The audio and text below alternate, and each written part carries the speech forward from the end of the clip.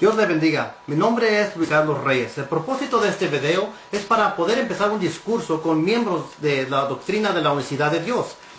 Personas que niegan que hay una distinción de personas en la esencia de Dios. Yo como trinitario creo que sí hay una distinción de personas en la esencia de Dios. Bueno, yo quiero entrar directamente al texto de Juan 1.1 porque a mí no me importa tanto qué es lo que dice Babilonia, Roma, la tradición de Platón, etcétera, etcétera, etcétera. Yo quiero saber qué es lo que dice la Biblia. Bueno, yo pienso que Juan 1.1 claramente refuta la doctrina de la unicidad de Dios, que niega la distinción de personas. Vamos a verlo. En Juan 1.1 dice así, traducido del griego, porque fue escrito la Biblia, el Nuevo Testamento en griego, no en español, no en inglés, no en alemán. Así es como dice Juan 1.1. En arché, en hologos. En el principio existía el verbo. Kai hologos en prostonteion. Y el verbo estaba con el Dios. Kai theos en hologos. Y Dios era el verbo, pero se traduce como y el verbo era Dios, porque ahí logos, que es el sujeto, por como se indica con la presencia del artículo definido delante de logos, por eso se traduce y el verbo era Dios. Bueno, problemático para las personas de la doctrina de la unicidad es la segunda cláusula. Pero antes de que vaya para allá, vamos a ver la primera cláusula. Dice, en el principio, desde el principio ha existido logos, por toda la eternidad ha existido logos. El logos es eterno. Pero ¿qué es el logos? Muchas personas de la doctrina de la unicidad dicen que el logos solamente era la idea que el Padre traía hacia el Hijo que iban a ser de la Virgen María, y que esa idea de la encarnación del Padre en la persona de Jesús, eso es lo que era el logos, la idea del futuro que ha de venir. Y dicen ellos que no se refiere a una persona que preexistía. Ok, vamos a ver qué es lo que significa logos. Hay muchos significados, pero lo lindo de Juan 1.1 es que nos dice explícitamente quién es el logos. En la tercera cláusula nos dice que el verbo era Dios. Dios no solamente es una idea, no solamente es un plan, no solamente es algo abstracto. Dios es una entidad ontológica.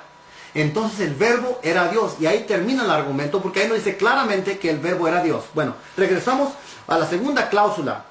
Kai halagos en prostonteion. Y el verbo, el cual es Dios, estaba en prostonteion. Reto a mis amigos de la unicidad de la doctrina que investiguen la preposición pros. Cuando se usa pros, en el caso, aquí es la palabra con, en el caso acusativo, significa literalmente cara a cara o hacia. Hay muchos significados de pros, pero significa cara a cara, hacia, con, contra, en relación íntima. Cuando dice que el verbo, el cual como ya determinamos que el verbo era Dios, está cara a cara con Dios.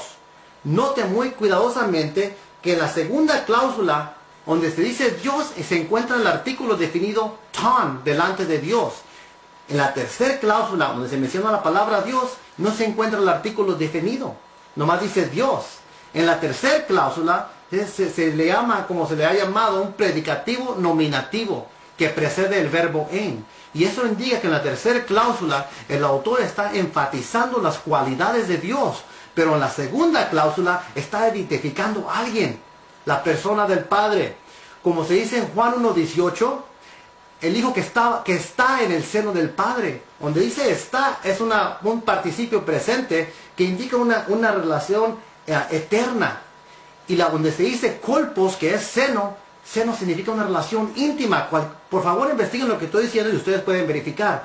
El Hijo tiene una relación íntima con el Padre por toda la eternidad. Se usa el participio presente on en 1.18. Pero no quiero forzar el participio presente. ¿Por qué digo que esto? Porque en Juan 1.3 dice que Dios creó todas las cosas a través del verbo. Se usa la preposición dia en el caso genitivo. Y eso implica acción mediadora. Y es lo que dice el griego. Pero vamos a regresar a Juan 1.1.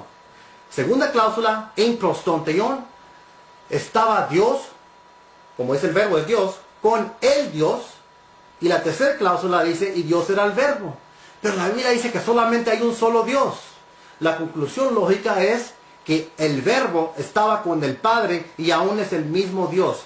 La doctrina de la unicidad de Dios no puede explicar la presencia del artículo en la segunda cláusula y la ausencia del artículo en la tercera cláusula. No la pueden explicar. La doctrina de la unicidad de Dios no puede explicar la preposición pros en la segunda cláusula, con el Dios. David Bernard es un unicitario, ha intentado de refutar esto por citar a dos textos donde se encuentra prostanteion, la misma parte que se encuentra en la segunda cláusula de Juan 1.1. Y ha citado Hebreos 2.17 y Hebreos 5.1, donde sí se encuentra prostanteion en el caso acusativo. Y esos dos textos que menciona Bernard se pueden traducir como las cosas que le pertenecen a Dios. Así dice Bernard, el verbo es a lo que le pertenece a Dios, la idea de Dios. No es una persona, es la idea que le pertenece a Dios. Así dice Bernard.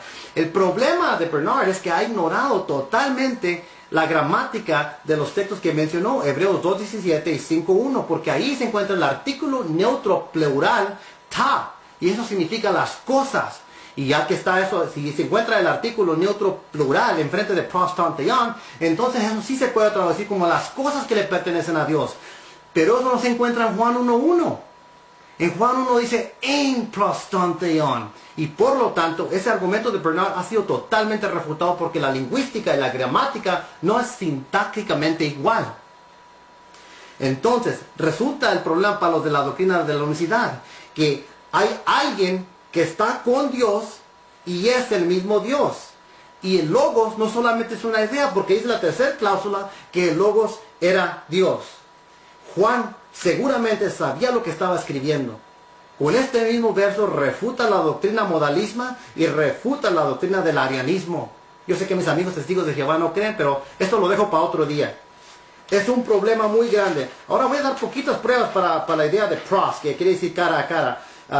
Hacia, contra, en íntima relación. Ustedes pueden ver 2 Corintios 5.8, donde dice el texto así: pero confiamos y más quisiéramos estar ausentes del cuerpo y presentes con el Señor. Ahí es donde dice con el Señor, dice proston kurion. En el caso acusativo se usa pros. Noten que no nomás vamos a estar con Dios, sino lo que está diciendo el texto es que vamos a estar en una relación íntima, cara a cara con Dios. Eso es lo lindo de pros. También se encuentra en 1 Juan 2.1, porque tenemos un paracleto con el Padre, pros.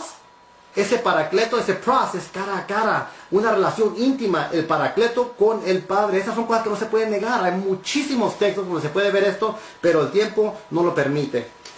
Los libros gréxicos, usted puede ver, por ejemplo, el de Greek English Lexicon of the New Testament Based on Semantic Domains por Johannes P. Lowe y Eugene Naira. Ellos pueden ver que pros es un marcador de asociación íntima. Puede ver los libros de gramática de A.T. Robertson, un libro que estudié hace muchos años cuando estudié griego.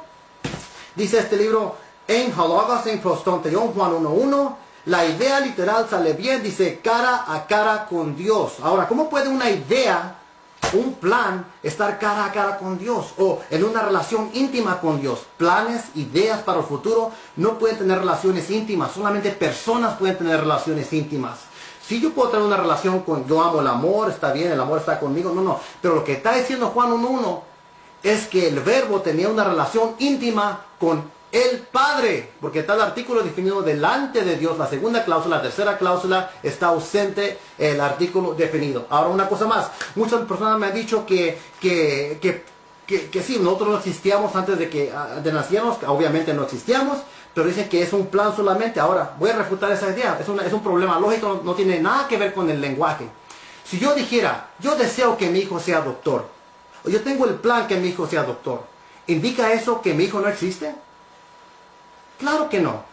Supongamos que mi hijo ya nació, y yo dijera, yo deseo que mi hijo sea doctor, esos son mis planes. Bueno, lo que estoy demostrando es que solamente porque tengo un plan para mi hijo, eso en sí mismo no prueba que mi hijo no existía. Puedo decir la misma cosa antes de que naciera mi hijo. Yo deseo que mi hijo sea doctor, y ahí sí no existe mi hijo. Pero si existe o no existe mi hijo, no se determina solamente porque tengo un pensamiento del futuro de mi hijo, o un plan para mi hijo. Se determina por el contexto. Así solamente porque supongamos que Dios tenía el plan del futuro del verbo en la tierra, eso en sí mismo no prueba que el hijo no existía. Primero tienen que probar que el hijo no existía, y después pueden aplicar textos que dicen que Dios llama las cosas que no son como si fueran, porque si no están presuponiendo que no existía. Bueno, es todo el tiempo que tengo, mis amigos. Por favor, si me van a responder, respondan a lo que dije, a los puntos gramaticales y lingüísticos. No quiero 1000 textos que digan que solamente hay un Dios, porque yo creo eso, todo trinitario cree eso. Solamente hay un solo Dios. pero el problema queda para los de la doctrina de la universidad.